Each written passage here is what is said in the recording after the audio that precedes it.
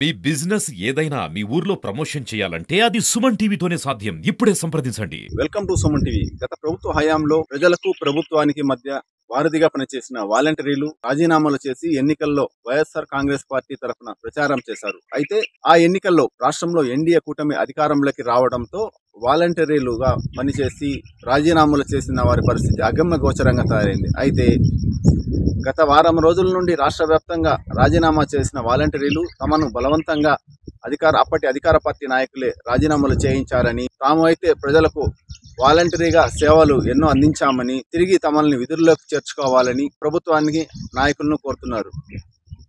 గత 4 రోజులుగా అన్నమయ్య జిల్లా వ్యాప్తంగా ఉన్న రాజీనామా చేసిన వాలంటీర్లందరూ అధికారులు, ప్రజాప్రతినిధులు, నాయకుల చుట్టూ తిరిగి తమల్ని వాలంటరీగా చేర్చుకోవాలని ప్రాధేయపడుతున్నారు. తాజాగా అన్నమయ్య జిల్లా పీలేరు నియోజకవర్గంలోని పీలేరులోని ఆర్టీసీ నల్లగుట్ట ప్రాంతానికి చెందిన 39 మంది వాలంటీర్లు అధికార పార్టీ నాయకుల ఒత్తిడితోనే రాజీనామా చేశామని, తిరిగి తమని విధుల్లోకి చేర్చుకోవాలని స్థానిక ఎంపీడీఓ కార్యాలయం వద్ద నిరసన కార్యక్రమం చేపట్టి అనంతరం ఎంపీడీఓకు వినతి పత్రం సమర్పించారు. మన జేకే కాలనీ ఏదైతే సచివాలయంలో అందులో క్లస్టర్ నెంబర్ 12లో నేను వర్క్ చేస్తున్నాను కడుగాల స్ట్రీట్లో. గత 5 సంవత్సరాలుగా ఏదైతే నేను క్లస్టర్ వారీగా నేను వాలంటరీ సేవలు అనేది ప్రజలకు వారధిగా, గవర్నమెంట్కి వారధిగా నేను సేవలు నిర్వహిస్తున్నాను. ఇందులో భాగంగా గత ప్రభుత్వం ఏదైతే ఉందో అందులో మాకు తీవ్ర ఒత్తిడికి లోబరిచి మమ్మల్ని కావాల్సిందిగా మా బలవంతం లేకుండా, మా ఇష్టపూర్వకంగా లేకుండా మమ్మల్ని ఏదైతే ఉన్నాయో మా విధుల నుంచి వాళ్ళు అనేది రాజీనామా చేయించారు.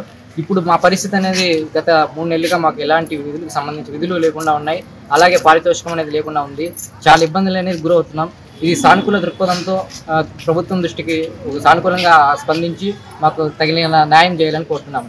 జేకే కాలనీ సచివాలయం నందు క్లస్టర్ నెంబర్ 32లో వర్క్ చేస్తున్నాను. 5 ఏళ్ల నుంచి మేము వాలంటీర్గా వర్క్ చేస్తున్నాము. మాకు ఎటువంటి ఇష్టం లేకుండా బలవంతంగా మా దగ్గర రాజీనామాలు చేయించారు. ఈరోజు రాజీనామా చేసిన వాళ్ళ పరిస్థితి ఏంటో మాకు అర్థం కావట్లేదు. దయచేసి మాకు ఈ జాబ్ మళ్ళీ ఇప్పించవలసిందిగా పెద్దలను కోరుకుంటున్నాం.